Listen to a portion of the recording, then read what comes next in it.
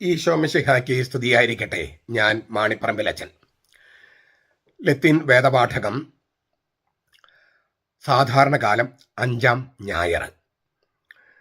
കൊറിന്തോസിലെ സഭയ്ക്ക് എഴുതിയ 1-ാമത്തെ ലേഖനം 2-ാമത്തെ അധ്യായം 1 മുതൽ 5 വരെയുള്ള തിരുവചനങ്ങൾ. ഞാനും സഹോദരന്മാരെ നിങ്ങളുടെ അടുക്കൽ വന്നപ്പോൾ വചനത്തിൻ്റെയോ ജ്ഞാനത്തിൻ്റെയോ വൈഭവമില്ലാതെ ദൈവത്തിൻ്റെ സാക്ഷ്യം നിങ്ങളോട് പ്രസ്താവിക്കാനാണ് ഞാൻ വന്നത്. യേശുക്രിസ്തുവിനെ അല്ലാതെ, അതും ക്രൂശിതനായവനെ അല്ലാതെ മറ്റൊന്നും അറിയാത്തവനായി നിങ്ങളുടെ ഇടയിൽ ആയിരിക്കണമെന്ന് ഞാൻ നിശ്ചയിച്ചു. നിങ്ങളുടെ ഇടയിൽ ഞാൻ ബലഹീനതയിലും ഭീതിയിലും വലിയ നടുക്കത്തിലുമായിരുന്നു.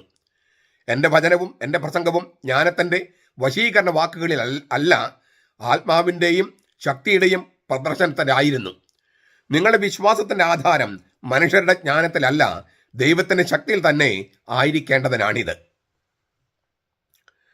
പൗലോസിന്റെ സുവിശേഷ പ്രഘോഷണത്തിന് ശക്തി അതെന്താണെന്നാണ് ഇവിടെ വെളിപ്പെടുത്തുന്നത്. ക്രിസ്തുവിന്റെ കുരിശ് വ്യർത്ഥമാകാതിരിക്കേണ്ടതിന് പൗലോസ് സുവിശേഷം അറിയിച്ചത് വാക്ക് ചാതുര്യത്തോടെ അല്ലായിരുന്നുവെന്ന് ആവർത്തിച്ച് വ്യക്തമാക്കുകയാണ്. 1-ാമത്തെ അധ്യായം 17-ാമത്തെ വാക്യത്തിൽ പറഞ്ഞിരുന്നു. അത് കുറച്ചുകൂടെ വിശദമാക്കുകയാണ് ഇവിടെ. അതിലെ ചില വാക്കുകൾ നോക്കുക. ഞാനും സഹോദരന്മാരെ നിങ്ങളുടെ അടുക്കൽ വന്നപ്പോൾ. കൊറിന്തോസിൽ ആദ്യമായി പൗലോസ് പോയപ്പോഴത്തെ കാര്യമാണ് പറയണേ. അക്കാര്യം സ്ലീഹന്മാരുടെ നടപടി പുസ്തകത്തിൽ 18-ാമത്തെ അധ്യായം 1 മുതൽ 17 വരെ വാക്യങ്ങൾ അവതരിപ്പിച്ചിട്ടുണ്ട്. പൗലോസ് ആദ്യമായി കൊറിന്തോസിൽ പോയത് അത് ക്രിസ്തുവർഷം 51-ലാണ്. അവിടെ ചെന്നപ്പോഴാണ് ഈ റോമായിൽ നിന്ന് പുറത്താക്കപ്പെട്ട യഹൂദ ക്രിസ്ത്യാനികളായ പ്രിഷില്ലായും അവരുടെ ഭർത്താവ് അക്വിലായും കണ്ടുമുട്ടിയതും അവരൊരുമിച്ച് കൊറിന്തോസിൽ സഭ സ്ഥാപിച്ചതൊക്കെ നമ്മൾ സ്ലീഹന്മാരുടെ നടപടി പുസ്തകം 18-ാമത്തെ അധ്യായത്തിൽ വായിക്കുന്നുണ്ട്. അപ്പോൾ അന്ന് ചെന്നപ്പോൾ ഈ സുവിശേഷം പ്രഘോഷിക്കാൻ വേണ്ടി കൊറിന്തോസിൽ ചെന്നപ്പോൾ എന്താണ് ചെയ്തത്? പൗലോസ് എന്താണ് ചെയ്തത്? വചനത്തിൻ്റെയോ ജ്ഞാനത്തിൻ്റെയോ വൈഭവമില്ലാതെ ദൈവത്തിൻ്റെ സാക്ഷ്യം നിങ്ങളോട് പ്രസ്താവിക്കാനാണ് ഞാൻ വന്നത്. ഇങ്ങനെ വാക്ക് ചാതുര്യം, ജ്ഞാനത്തിൻ്റെ പ്രദർശനം, അതൊന്നും ഉദ്ദേശിച്ചിട്ടില്ല. മറിച്ച് ദൈവത്തിൻ്റെ സാക്ഷ്യം നിങ്ങളോട് പ്രസ്താവിക്കാൻ. ദൈവത്തിൻ്റെ സാക്ഷ്യം ഗ്രീക്കില് മർത്തീരിയോൺ തെവു എന്നാണ്. മർത്തീരിയോൺ, മാർട്ടർ എന്ന വാക്ക് വരുന്നത് അതിൽ നിന്നാണ്. സാക്ഷ്യം, രക്തസാക്ഷ്യം. അപ്പോൾ ചില പ്രാചീന കയ്യെഴുത്ത് പ്രതികളിൽ ദൈവത്തിൻ്റെ സാക്ഷ്യം എന്നല്ല, ദൈവത്തിൻ്റെ രഹസ്യം എന്നാണ്. മിസ്തേരിയോൺ തെവു എന്നാണ്. മിസ്തേരിയോൺ തെവു. ദൈവം നൽകിയ സാക്ഷ്യം ക്രിസ്തുവാണ്. അതാണ് ഒന്നാമത്തെ അർത്ഥം. ക്രിസ്തുവിൻ്റെ ദൈവത്തിൻ്റെ സാക്ഷ്യം എന്ന് പറഞ്ഞാൽ ക്രിസ്തുവാണ്. ദൈവം നൽകിയ സാക്ഷ്യം ക്രിസ്തുവാണ്. അതാണ് ഒരർത്ഥം. അല്ലെങ്കിൽ ദൈവം വെളിപ്പെടുത്തിയ രഹസ്യം ക്രിസ്തുവാണ്. ചില പ്രാചീന കയ്യെഴുത്ത് പ്രതികളിൽ ദൈവത്തിൻ്റെ സാക്ഷ്യം എന്നാണ്, ചിലയിടത്ത് ചില കയ്യെഴുത്ത് പ്രതികളിൽ ദൈവത്തിൻ്റെ രഹസ്യം എന്നാണ്. ദൈവത്തിൻ്റെ സാക്ഷ്യം എന്ന് പറഞ്ഞാൽ അത് ക്രിസ്തുവാണ്. ദൈവം നൽകിയ സാക്ഷ്യം ക്രിസ്തുവാണ്. ദൈവത്തിൻ്റെ രഹസ്യം എന്നാണെങ്കിൽ ദൈവം വെളിപ്പെടുത്തിയ രഹസ്യം ക്രിസ്തുവാണ്. ആ സാക്ഷ്യത്തെയോ രഹസ്യത്തെയോ പ്രസംഗവിദ്യയുടെ സൂത്രപ്പണികൾ കൊണ്ടോ കൗശലപൂർവകമായ വാദഗതികൾ കൊണ്ടോ അലങ്കരിക്കാൻ പൗലോസ് വിസമ്മതിക്കുന്നു. ദൈവം നൽകിയ സാക്ഷ്യമായ ക്രിസ്തുവിനെ അവതരിപ്പിക്കുമ്പോൾ, ദൈവത്തിൻ്റെ രഹസ്യം, ദൈവം വെളിപ്പെടുത്തിയ രഹസ്യമായ ക്രിസ്തുവിനെ അവതരിപ്പിക്കുമ്പോൾ ഈ പ്രസംഗവിദ്യയുടെ സൂത്രപ്പണികളും കൗശലപൂർവകമായ വാദഗതികളൊന്നും അതുകൊണ്ടൊക്കെ അലങ്കരിച്ച് അങ്ങനെ ചിത്രീകരിക്കാൻ, ക്രിസ്തുവിനെ അവതരിപ്പിക്കാൻ പൗലോസ് വിസമ്മതിക്കുന്നു. എന്തുകൊണ്ടാ? അപ്പോൾ നമ്മുടെ ഒരു കാര്യമാറ്റുമാരും സുവിശേഷ പ്രഘോഷണം ദൈവത്തിൻ്റെ പ്രവൃത്തിയാകില്ല. നമ്മുടെ വാക്ക് ചാതുര്യവും വാക്മിത്വവും നല്ല വാക്കുകളും ഒക്കെ ഇങ്ങനെ ഒഴുകുന്ന വാക്കുകളൊക്കെ വരുമ്പോൾ അതിൽ ആളുകൾ വശീകരിക്കപ്പെടുകയും കർത്താവിന് ശക്തി അവരിൽ പ്രവർത്തിക്കാതെ പോവുകയും ചെയ്യും. അങ്ങനെ സംഭവിക്കാൻ പൗലോസ് ആഗ്രഹിക്കുന്നില്ല. യേശുക്രിസ്തുവിനെ അല്ലാതെ, അതും ക്രൂശിതനായവനെ അല്ലാതെ മറ്റൊന്നും അറിയാത്തവനായി നിങ്ങളുടെ ഇടയിൽ ആയിരിക്കണമെന്ന് ഞാൻ നിശ്ചയിച്ചു. ക്രൂശിതനായവനെ അല്ലാതെ. യഹൂദരോ ഗ്രീക്കുകാരോ വിജാതിയരോ പ്രതീക്ഷിച്ച തരത്തിലുള്ള ഒരു മിശിഹായല്ല നസറത്തിലെ യേശു. ക്രൂശിക്കപ്പെട്ട ക്രിസ്തുവാണവൻ. ക്രൂശിക്കപ്പെട്ട ക്രിസ്തുവിൽ മാത്രം മനസ്സിരുത്തുകയാണ് പൗലോസ് ചെയ്തത്. അതായത് സഹിക്കുന്ന, മരിക്കുന്ന ഒരു മിശിഹ. ആ മിശിഹായെ ഉൾക്കൊള്ളാൻ അന്നും ഇന്നും ആളുകൾക്ക് അത്ര താല്പര്യമില്ല. ഉണ്ടോ? സഹിക്കുകയും മരിക്കുകയും ചെയ്യുന്ന ഒരു മിശിഹായെ സ്വീകരിക്കാൻ. നിനക്കത് സംഭവിക്കാതിരിക്കട്ടെ എന്നാണ് പത്രോസ് പറഞ്ഞത് അന്ന്. ഇല്ലേ, മരിക്കണം എന്നൊക്കെ പറഞ്ഞപ്പോൾ അത് ആർക്കും ഇഷ്ടമില്ല. അന്നുമില്ല ഇന്നുമില്ല. എന്നിട്ടും അവന് വേണ്ടി ജീവിക്കാനും മരിക്കാനും തയ്യാറായിട്ടുള്ളവർ ധാരാളമാണ്. കർത്താവിന് വേണ്ടി ജീവിക്കാനും മരിക്കാനും തയ്യാറായിട്ടുള്ളവരുടെ കണക്കുകൾ എന്തുമാത്രമാണ്. നമ്മൾ ഇങ്ങനെ വിശുദ്ധരെന്ന് പ്രഖ്യാപിക്കപ്പെട്ടവരുടെ കണക്ക് കൂടാതെ എണ്ണി തിട്ടപ്പെടുത്താനാവാത്ത വിധം അത്രയധികം രക്തസാക്ഷികളാണ് സ്വർഗത്തിലുള്ളതായിട്ട് വെളിപാട് പുസ്തകം വെളിപ്പെടുത്തിയിരിക്കുന്നത് 7-ാമത്തെ അധ്യായത്തിൽ. കുഞ്ഞാടിന്റെ രക്തത്തിൽ കഴുകി വെടിപ്പാക്കപ്പെട്ട വസ്ത്രവുമായിട്ട്, വെള്ള വസ്ത്രവുമായിട്ട് അവിടെ. അതുകൊണ്ട് ക്രൂശിക്കപ്പെട്ട കർത്താവിനെ കുറിച്ച് മാത്രം പ്രസംഗിക്കാനാണ് പൗലോസ് ചെന്നത്. ഇങ്ങനെ കൈകൾ പിടിച്ച് നമ്മളെല്ലാവരും കുരിശായി മാറും എന്ന് ദസ്തയേവ്സ്കി പറഞ്ഞിട്ടുണ്ട്. നമ്മളാകുന്ന കുരിശിൽ തൂങ്ങിക്കിടക്കുന്ന കർത്താവായിട്ട് ഈ ലോകത്തിലേക്ക് ചെല്ലാനാണ്. മറ്റൊരു ദൈവത്തിനും ഇങ്ങനൊരു രൂപമില്ല. നമ്മുടെ സഹനങ്ങളിൽ നമ്മളോട് ചേർന്ന് കിടക്കുന്ന കുരിശ്, ആ ക്രൂശിനെ കുറിച്ച് അല്ലാതെ മറ്റൊന്നും തന്നെ പ്രസംഗിക്കാൻ പൗലോസ് തയ്യാറായില്ല. അങ്ങനെ ചെയ്തപ്പോൾ എന്താണ് പൗലോസിന് സംഭവിച്ചത്? നിങ്ങളുടെ ഇടയിൽ ഞാൻ ബലഹീനതയിലും ഭീതിയിലും വലിയ നടുക്കത്തിലുമായിരുന്നു. സർവശക്തനായ ഏകദൈവത്തിന്റെ സാന്നിധ്യത്തിലും തേജസ്സിലും ഭക്തർക്കുണ്ടാകുന്ന അതേ പ്രതികരണമാണ് പൗലോസോട് സൂചിപ്പിക്കണേ. പുറപ്പാട് 20:18, സങ്കീർത്തനം 2:11, യെഹെസ്കേൽ 12:18, ഫിലിപ്പിയ ലേഖനം 2:12. പല തത്വജ്ഞാനികളും ചെയ്തിരുന്നത് പോലെ എല്ലാം കണ്ണുമടച്ച് വിശ്വസിക്കുന്ന പച്ച പരമാർത്ഥികളെ ചൂഷണം ചെയ്ത് ഉപജീവന മാർഗം തേടാൻ പൗലോസ് തയ്യാറായില്ല. അതിന് പൗലോസിന്റെ ഭോഷത്വമായോ ദൗർബല്യമായോ പലരും വ്യാഖ്യാനിച്ചു. പൗലോസിനെ കുറിച്ച് പ്രചരിച്ചിരുന്ന എല്ലാ കഥകള് നടുക്കവും ഭീതിയും ജനിപ്പിക്കുന്നതായിരുന്നു. എങ്കിലും തന്റെ ആദർശത്തിൽ നിന്ന് വ്യതിചലിക്കാൻ പൗലോസ് കൂട്ടാക്കിയില്ല.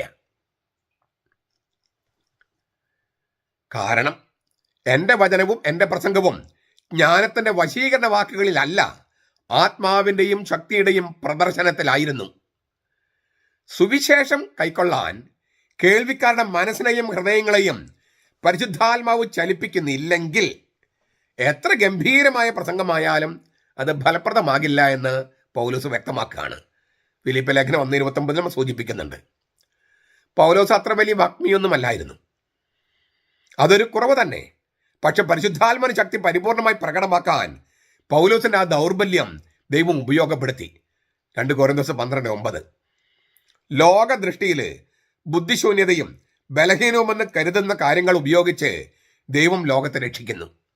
അതിന്റെ ക്രെഡിറ്റ് ദൈവത്തിനല്ലാതെ മറ്റാർക്കും അവകാശപ്പെടാതിരിക്കാൻ വേണ്ടിയാണിത്.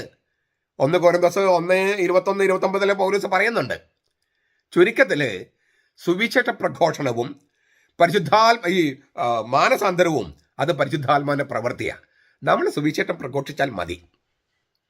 നമ്മുടെ പള്ളികളിൽ ഞാൻ ഒരുപാട് പുസ്തകങ്ങൾ എഴുതിയിട്ടുണ്ട്, എൻ്റെ ഒരുപാട് പുസ്തകങ്ങൾ ഉപയോഗിച്ചിട്ടുണ്ട്. പലരും സുവിശേഷ പ്രഘോഷണം നടത്തിയിട്ടുണ്ട് വർഷങ്ങളോളം. പലതിലും ഞാൻ കഥകൾ വെച്ചിട്ടുണ്ട്. ഈ വിതയ്ക്കപ്പെട്ട വചനം വളരെ ഫേമസ് ആണ്, അത് കഥകളിലൂടെയാണ് അവതരിപ്പിച്ചിരിക്കുന്നത്. പക്ഷെ ഞാൻ കഥകൾ അവതരിപ്പിക്കാറില്ല പള്ളിയിൽ. എൻ്റെ പ്രസംഗം കേൾക്കാനായിട്ട് ഞാനിത് പള്ളികളിലൊക്കെ, അടുത്തുള്ള പള്ളികളിൽ ആളുകളും വരാറുണ്ട്. ബാംഗ്ലൂർ ഞാൻ പ്രസംഗിക്കാൻ പോയിരുന്ന 3 പള്ളികളിൽ, ഒന്നാമത്തെ ഞായറാഴ്ച ഒരു പള്ളി, രണ്ടാമത്തെ സ്ഥലത്ത് രണ്ടാം ഞായറാഴ്ച അടുത്തൊരു പള്ളി. അവിടെ ഇങ്ങനെ 2 അച്ഛന്മാർ 2 ചെമ്മാച്ചന്മാർ ഇങ്ങനെ പാക്ക് ചെയ്തിട്ടാണ് വരിക. ആൾക്കാർ പാക്ക് ചെയ്യായിരുന്നു. അത്രമാത്രം ആളുകൾ വരാറ്. എന്നെ ബൈബിൾ ഫാദറിനെ വിളിച്ചുകൊണ്ടിരുന്നേ. ഞാൻ കഥകളെ പറയാറില്ല, ഞാൻ വചനം പ്രഘോഷിക്കാറുള്ളൂ. ഞാനും അത്ര വലിയ വാഗ്മിയൊന്നുമല്ല. പക്ഷേ ആളുകളുടെ ഹൃദയങ്ങളിലേക്ക് അത് തറഞ്ഞു കയറുന്നത് നമ്മുടെ ശക്തി കൊണ്ടല്ല, വാഗ്മിത്വം കൊണ്ടുമല്ല. ചിലപ്പോൾ എൻ്റെ പ്രസംഗങ്ങൾ പറയും മിസൈൽ പോലെയാന്നൊക്കെ പറയും. മിസൈൽ എന്ന് പറഞ്ഞാൽ അത് ആ ലക്ഷ്യത്തിലെത്തുന്നതാണ്. ആ ലക്ഷ്യത്തിലെത്തുന്നതിന് കാരണം എൻ്റെ വാഗ്മിത്വം കൊണ്ടല്ല, എൻ്റെ വാക്ചാതുര്യം കൊണ്ടല്ല. ഞാൻ ബൈബിൾ പ്രസംഗിക്കുന്നു, വചനം പ്രസംഗിക്കുന്നു. അതൊരു ശക്തി കൊണ്ടാണ്, വചനത്തിൻ്റെ ശക്തിയാണ്. സുവിശേഷമാണ് രക്ഷയുടെ ശക്തി. റോമാലേഖനം 1:16-19. സുവിശേഷമാണ് രക്ഷയുടെ ശക്തി.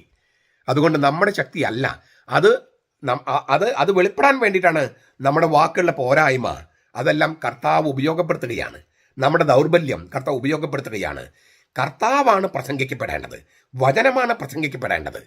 അങ്ങനെ ചെയ്യുമ്പോൾ പരിശുദ്ധാത്മാവ് മാനസാന്തരവും വിശ്വാസവും അവരിൽ ഉളവാക്കും, കേൾവിക്കാരിൽ ഉളവാക്കും. നമ്മിലും അതിൻ്റെ പ്രതിഫലനമുണ്ടാകും. പൗലോസ് പ്രസംഗിച്ചപ്പോൾ കൊറിന്ത്യര് സുവിശേഷം സ്വീകരിക്കാൻ ഇടയാകത്തക്ക വിധം തന്നെ അവരുടെ ഹൃദയം തുറക്കപ്പെട്ടുവല്ലോ, അവർക്ക് ബോധ്യം വന്നുവല്ലോ. അത് പരിശുദ്ധാത്മാവിന്റെ ശക്തി കൊണ്ടല്ലേ.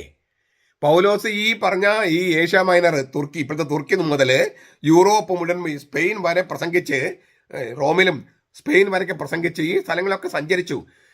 ഒരു പൗലോസിൻ്റെ പ്രേക്ഷിത യാത്രകൾ നോക്കുകയാണെങ്കിൽ ഒരു 42 കിലോമീറ്ററാണ് ഭൂമിയുടെ ചുറ്റളവ്. ഏതാണ്ട് അത്രത്തോളം തന്നെ പൗലോസ് നടന്നിട്ടുണ്ട് പല പ്രാവശ്യമായിട്ട്. 4 പ്രേക്ഷിത യാത്രകളും പിന്നെ റോമായിലേക്കുള്ള സഹന യാത്രയും എല്ലാം കൂടി ചേരുമ്പോൾ നമ്മുടെ കയ്യിൽ കണക്ക് കിട്ടിയിരിക്കുന്നതിന് ഒരു 23,000 കിലോമീറ്റർ മേലെയുണ്ട്. കണക്കില്ലാത്ത യാത്രകളും കൂടി കൂട്ടിയിട്ടാണ് ഞാൻ പറഞ്ഞത്. ഈ ഭൂമിക്ക് ചുറ്റും 2000 കൊല്ലം മുമ്പത്തെ കാര്യം പറയണേ, ഈ ഫ്ലൈറ്റൊന്നും ഉപയോഗിച്ചിട്ടല്ല. പൗലോസ് ഇങ്ങനെ പ്രേക്ഷിത യാത്ര നടത്തി അവിടെ എല്ലാം സഭകൾ സ്ഥാപിച്ചു.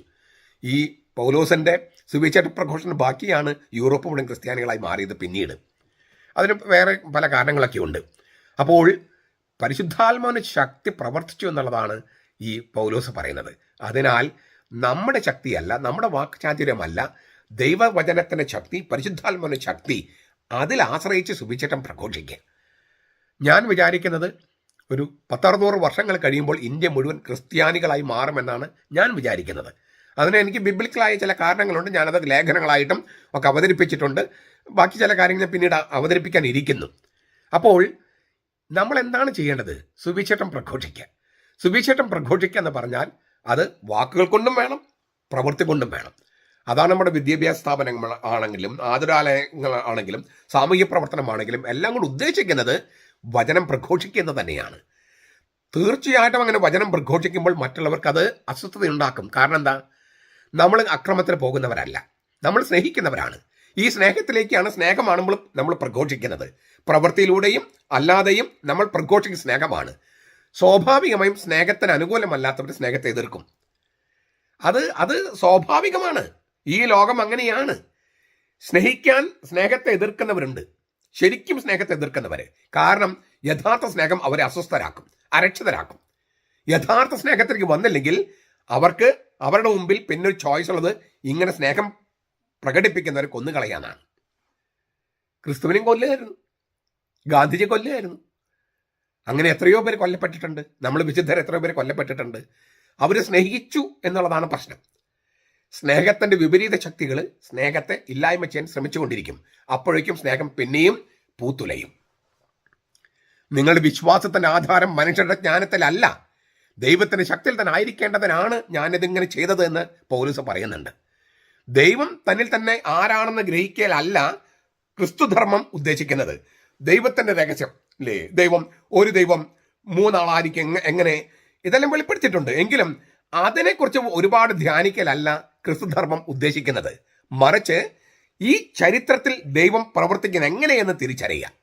അതാണ് ക്രൈസ്തവ വിശ്വാസത്തിൻ്റെ ലക്ഷ്യം. ദൈവം ആരാണ്, ദൈവത്തിൻ്റെ ഉള്ളിൽ ഇല്ലേ 3 ആളുകൾ എങ്ങനെയായിരിക്കുന്നു, അങ്ങനെ ദൈവത്തിൻ്റെ ഉള്ളിലേക്ക് ചൂഴ്ന്നിറങ്ങുന്നതിന് പകരം ദൈവം ഈ ചരിത്രത്തിൽ എങ്ങനെയൊക്കെയാണ് പ്രവർത്തിച്ചിട്ടുള്ളത് അത് തിരിച്ചറിയുക. അതാണ് ക്രൈസ്തവ വിശ്വാസത്തിൻ്റെ ലക്ഷ്യം.